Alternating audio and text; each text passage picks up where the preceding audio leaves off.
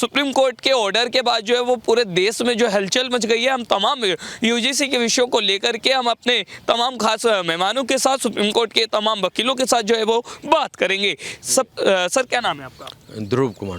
ध्रुव जी, मैं सबसे पहले आपसे जानना चाहूँगा कि यूजीसी यूनिवर्सिटी ग्रांट्स कमीशन लगातार जो है 2026 की अपने नए नियम कानूनों के साथ जो है वो विवादों में थी, जिस पर जो है सुप्रीम कोर्ट ने फैसला सुनाया है कि अब उस पर जो है जो नियम कानून लागू किए गए थे वो स्टे लगेगा और 19 मार्च को अगली सुनवाई होगी। मैं सबसे पहले जानना चाहूँगा कि इस पूरे विवाद पर आप क्या कहना चाहेंगे? देखिए, ये स्टे लगने की जो वजह हुई है उसमें मूल कारण ये हुआ है कि सुप्रीम कोर्ट ने उस बात को फील किया कि इसमें कुछ क्लाउजेज जो हैं उसको और जोड़ने की ज़रूरत है और इसको एक ब्रॉडर पर्सपेक्टिव में ऑलरेडी वो बहुत ज़्यादा उसमें बातें लिखी हुई है, जैसे धर्म के आधार पर डिस्क्रिमिनेशन उसको भी इसमें जोड़ा गया है, नस्ल के आधार पर डिस्क्रिमिनेशन होता है उसको भी जोड़ा गया है, जातीय आधार पर डिस्क्रिमिनेशन होता है उसको भी जोड़ा गया है, बर्थ ऑफ प्लेस के आधार पर डिस्क्रिमिनेशन होता है उसको भी जोड़ा गया है,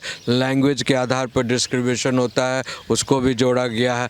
जितने भी इश्यूज थे that has already been incorporated in the mission and vision, उसमें जो है ऑल किया गया है। लेकिन इसके बावजूद भी सुप्रीम कोर्ट को लगा एक दो इशू जो है, जैसे जो कॉलेज में और यूनिवर्सिटी में बच्चों का रैगिंग भी होता है, तो सवाल ये हुआ कि भाई जब इतनी सारी बातों के होलसम इश्यूज़ को आप ला रहे हैं तो सबसे ज़्यादा रैगिंग तो मेडिकल कॉलेज, इंजीनियरिंग कॉलेज और जो स्कूल के जो छात्र MA जो नए नए लड़के आते हैं तो लोकल लड़के और ये सब जो रैगिंग करते हैं और जाति के नाम पर, धर्म के नाम पर या फिर अन्य तरह का जो रैगिंग होता है, ये क्यों तुम बैकवर्ड प्लेस से हो, फॉरवर्ड हम लोग ये हैं तो हम मॉडर्न हैं, तुम रीजनलिस्टिक हो, चौविनिस्टिक हो, दिस डैट, तो उन तमाम इशू को कहा कि ये भी जो है एक बड़ा इशू है उसको इनकॉर्पोरेट कीजिए।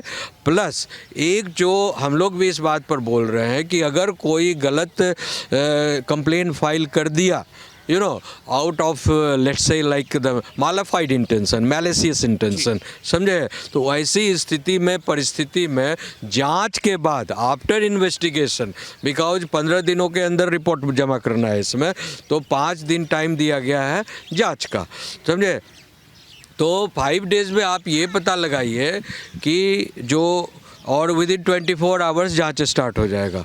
तो उसमें जो ये कहा गया है कि जांच के बाद अगर कोई गलत रिपोर्ट पाया गया तो उसके खिलाफ जो है आप एक कमेटी ये भी बनेगी कि उल्टा एक्शन हो सकता है, फॉल्स एलिगेशन। देखिए सर, जैसे जैसे यूजीसी के नए नियम आए तो उसके खिलाफ स्वर्ण समाज के जो छात्र हैं पूरे देश भर में उन्होंने जो है विरोध किया, उसके बाद सुप्रीम कोर्ट ने स्टे लगाया है। लेकिन अब आपको नहीं लगता कि SC, ST और OBC समाज के जो छात्र हैं अभी इस स्टे के खिलाफ जो है वो सड़कों पर आ जाएंगे? देखिए, मैं आपको इस बात को ताकीद करना चाहता हूँ कि सवर्ण क्लास के जो लोग हैं या जो बच्चे हैं, स्टूडेंट हैं, छात्र हैं या छात्राएं हैं, वो पूरे तरह से जो है इस पूरे क्लाउजेज को ठीक से पढ़े नहीं। प्लस जो जितने भी इसमें उद्देश्य दिया हुआ है, जो गजट में जो उद्देश्य दिया हुआ है, आप कहेंगे तो मैं गजट दिखा सकता हूँ, उसमें तमाम चीज़ें हैं उसमें इनकॉर्पोरेटेड है। सिर्फ उसमें जो है जनरल कास्ट नहीं लिखा हुआ है या फॉरवर्ड और बैकवर्ड कास्ट इस तरह से नहीं लिखा हुआ, लेकिन उसमें EWS का जिक्र है। EWS का मतलब होता है इकोनॉमिकली वीकर सेक्शन के लोग। तो इकोनॉमिकली वीकर सेक्शन में जो है सब फॉरवर्ड कास्ट ही आते हैं, उसमें कोई बैकवर्ड कास्ट का जगह नहीं है, समझे ना। बिकॉज बैकवर्ड कास्ट में जो OBC है, SC है, ST है, उनका ऑलरेडी अलग एक रिजर्वेशन सिस्टम है। तो अगर हम इकोनॉमिकली वीकर सेक्शन कहते हैं तो उसमें 4 सीट है, तो 4 सीटों का जो है वो ऑलरेडी जो है उसमें 4 फॉरवर्ड कास्ट के ही लोग आते, फिर महिला आती। सुनिए सर, देखिए सवाल का जवाब नहीं आया ना। आप SC, ST, OBC समाज के जो छात्र हैं वो सड़क पर आएंगे। मैं आ रहा हूँ और वो आ जाते हैं, फिर महिला आती, फिर आपको जो उसमें जो हैंडीकैप्स हैं तो हैंडीकैप्स में भी कोई जो है उनका भी रिप्रेजेंटेशन रहेगा, उनका भी जो है कोई भी ज़रूरी नहीं है कि ST, SC या OBC के ही हैंडीकैप्ड होता है, कोई भी हैंडीकैप्ड हो सकता है भाई, समझे। तो उनका भी रिप्रेजेंटेशन है उसमें। अब सवाल है कि आपका सवाल है कि ST SC के लोग भी जो है इस स्टे के बाद, हाँ नहीं, ये नहीं आएंगे और आना भी नहीं चाहिए, आना नहीं चाहिए। इसलिए नहीं आना चाहिए कि ST SC का एक कम्प्रिहेंसिव लॉ जो है ऑलरेडी एक नेशनल लॉ चल रहा है, समझे ना। ये सिर्फ झगड़ा है OBC के कारण था, समझे ना।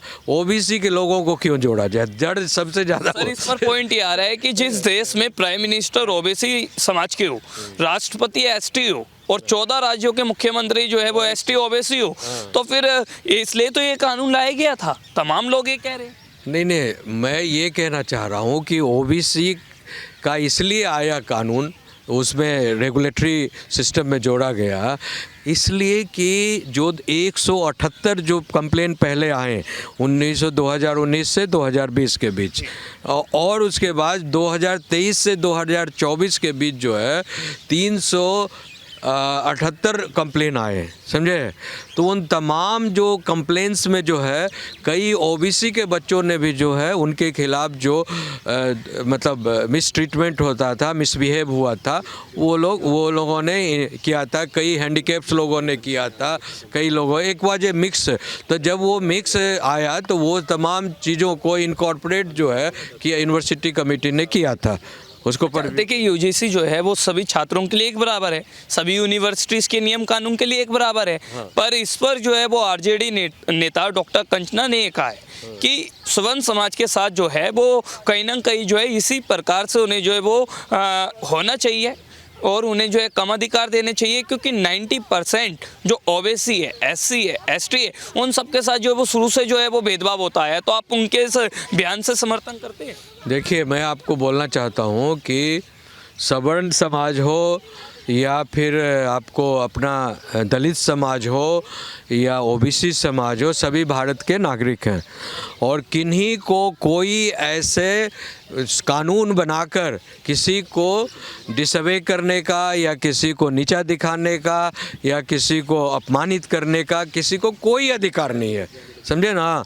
इसीलिए कंचना यादव जी का जो ये कथन है कि सवर्णों को जो है इनके खिलाफ जो ये कानून आया था वो अच्छा था, होना चाहिए, ये बिल्कुल। तो यानी आप उनके बयान से समर्थन? नहीं, क्यों अगर कोई समर्थन करता है इस तरह के बयान को, तो इसका मतलब है कि देश में आप जो है मतलब जातीय उन्माद फैलाना चाहते हैं, जातीय विभेद फैलाना चाहते हैं, जात में जो है लड़ाई लग रहा और झगड़ा लगाना चाहते हैं। यहाँ पर जो कानून जो आया है वहाँ पर कंट्रोल करने की बात है, साइकोलॉजिकल इम्पैक्ट। और कानून का क्या मतलब हुआ कि आप जो गलती कर रहे हैं, आपकी जो मनोदशा है किसी खास वर्ग के प्रति, जो मतलब भेदभाव की जो मनोदशा है या गाली गलौज की, जो उसको आप अपने घर में रखिए, दिमाग के अंदर से सफाई कीजिए। तो जी सुप्रीम कोर्ट ने देश की यूनिटी को कायम रखने के लिए फैसला दिया है, लेकिन वहीं ऐसे नेता अगर ये बयान देते हैं तो ऐसे लोगों के लिए आप क्या कहना चाहिए? देश को तोड़ने की बात कर रहे हैं वो।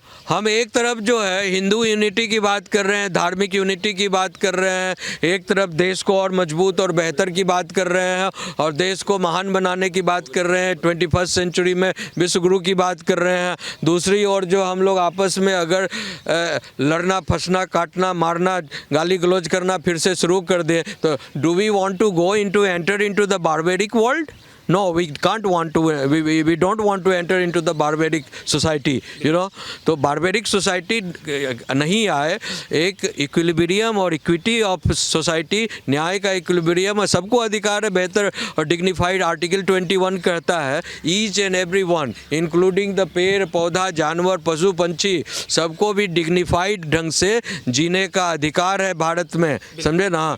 तो भाई जब पशु पंछी को भी जीने का अधिकार है तो हम बैकवर्ड फॉरवर्ड कर लेकिन जहाँ पर कुछ लोग मनोदशा से गलत हैं, जो लोग मिसयूज करते हैं, उनको कंट्रोल करने के लिए लॉ लाया गया था। ठीक है सर, आपका क्या नाम है? अच्छा, मेरा नाम शुभजीत दत्तो है। मैं अधिवक्ता नहीं हूँ, मैं पिटिशनर इन पर्सन हूँ सुप्रीम कोर्ट का और यूनियन ऑफ इंडिया का स्पेशल कॉन्स्टिट्यूशनल फंक्शनरी ठीक हूँ। है सर, क्या कहना चाहेंगे UGC के खिलाफ जो है, UGC के नए नियम कानूनों के खिलाफ जो सुप्रीम कोर्ट ने स्टे लगाया है, उस पर आप क्या कहना चाहेंगे? ये देखिए, मेरा हाथ में गेजेट ऑफ इंडिया का ये पेज है जिसमें 13 जनवरी 2026 ये जारी हुआ था। इसमें साफ साफ पहले ही दिखाई दे रहा है 2020 का जो नेशनल एजुकेशन पॉलिसी उसमें पूर्ण समता और पूर्ण समावेशन इसको बरकरार रखने के लिए ये लाया गया था।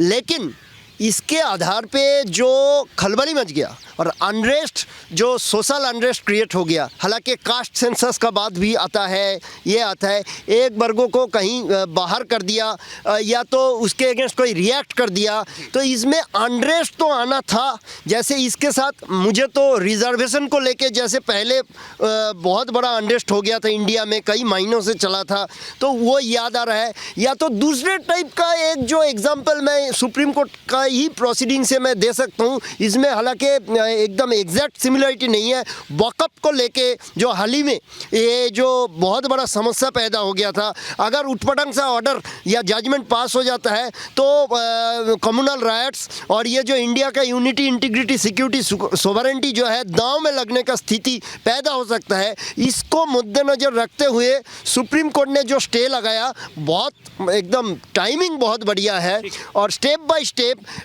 इसको मतलब पीसमील अप्रोच में, रेवोल्यूशनरी स्ट्रेटजी में नहीं, स्टेप बाय स्टेप इसको एड्रेस करना चाहिए। और साथ में मैं एक पॉइंट और ऐड करना चाहूँगा, मैं कल देख रहा था मीडिया में आया, सुप्रीम कोर्ट ने यूजीसी को एक रिप्लाई देने को भी बोला है कल कुछ मैटर में, पिछले मैटर में, कि स्टूडेंट्स का वोटिंग राइट्स को लेके भी आप लोगों का क्या जवाब बनता है ये बताइए, तो वो भी इसके साथ ऐड होना चाहिए। साथ में किन लोगों का इंटरेस्ट हार्म्ड हो रहा है, किन लोगों को एक्सक्लूड किया जा रहा है, किन लोगों को लेना चाहिए था। हम तो जब इकोनॉमी का बात कहते हैं, इंक्लूसिव इकोनॉमी का बात कहता है, तो ऐसे inclusive socio economic and political and polity का जो सिनेरियो, पॉलिटी POLITY जो इंडियन पॉलिटी होता है, that is constitution of India, polity is always above and greater than politics.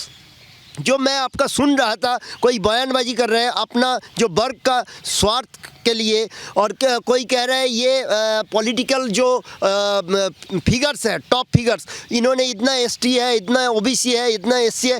संविधान में एक पॉजिटिव डिस्क्रिमिनेशन का भी बात डॉक्टर अंबेडकर ने रख के गए थे, क्योंकि डॉक्टर अंबेडकर खुद दलित वर्ग से थे, तो उन्होंने दिखाए थे साइंटिफिकली, जो राउंड टेबल कॉन्फ्रेंस हुआ था या आगे आगे जो पुणे पैक्ट से लेके सब आगे बढ़ा था, तो रामसे मैकडोनाल्ड के साथ जो उस टाइम का ब्रिटिश प्राइम मिनिस्टर थे, तो उन लोगों के साथ जो एग्रीमेंट हुआ था गांधी के साथ भी और ड्यूरिंग इंडिपेंडेंस भी, तो उस टाइम ये दिखाया गया था कि ये जो SC ST इन लोगों ने इतना पीछे होके रखे हैं कि इन लोगों को जितना भी पॉजिटिव डिस्क्रिमिनेशन के तौर पे आगे बढ़ाया जा सके कम होगा, तो उसको भी दिमाग में रखना चाहिए। लेकिन इसमें कोई जो है वंचित शोषित ना हो कि ये करते हुए जो वर्ग के ऊपर आरोप लगेगा उनको फटाफट पकड़ के अंदर कर दिया जाएगा, उनका life liberty, right to freedom of life with dignity ये हैम्पर्ड होगा, ये नहीं होना चाहिए। आपका क्या नाम है? मेरा नाम मनीष कुमार मनीष हुआ। क्या कहना चाहेंगे UGC के नए नियम कानूनों के खिलाफ जो सुप्रीम कोर्ट ने स्टे लगाया है, इस पर कई नेता जो है आपत्ति दर्ज कर रहे हैं, वो कह रहे हैं कि सवर्ण समाज के साथ जो है वो इसी प्रकार से जो है होना चाहिए, SC ST OBC को ज़्यादा अधिकार मिलने चाहिए, तो आप इसके फेवर में? देखिए उसमें क्या है कि देखिए SC को तो अधिक, देखिए उसका तो कानून बना हुआ है पहले से, उसको ऑलरेडी मिल रहा है, उसको जो मिलना चाहिए लॉ के अकॉर्डिंग, ठीक है। OBC में क्या है कि OBC में थोड़ा यानी कि भेदभाव किया गया है। OBC वाले को तो कोई यानी कि आरक्षण भी नहीं मिल पाता है, ठीक है ना, नौकरी में भी आरक्षण नहीं मिला उसको। OBC का तो भाई प्रमाण पत्र भी बन जाता है, लेकिन उसको आरक्षण नहीं मिला देश में। लेकिन SC ST वाले जो निम्न वर्ग के दो लोग आते हैं, वो पहले उच्च पद पर भी पहुंच जाते हैं, लेकिन उसके योग्यता की कमी होने के कारण आप देश में आप देख ही रहे हैं कि क्या हो रहा है, ठीक है ना। तो OBC को भी बेनिफिट मिलना चाहिए। ठीक है, आपका क्या नाम? मेरा नाम अमित कुमार अधिवक्ता हुआ। सर क्या कहना चाहिए इस पर? इस समय जब सुनवाई हो रही थी तो उस समय मैं सुप्रीम कोर्ट के न्यायालय में उपस्थित था। उसमें रेगिंग पर भी चर्चा हुई, और यह सामाजिक दृष्टिकोण से देखा जाए तो इसकी अगली सुनवाई की डेट 19 मार्च 2026 को दी गई है। तब तक तो मुकदमा रुका गया है।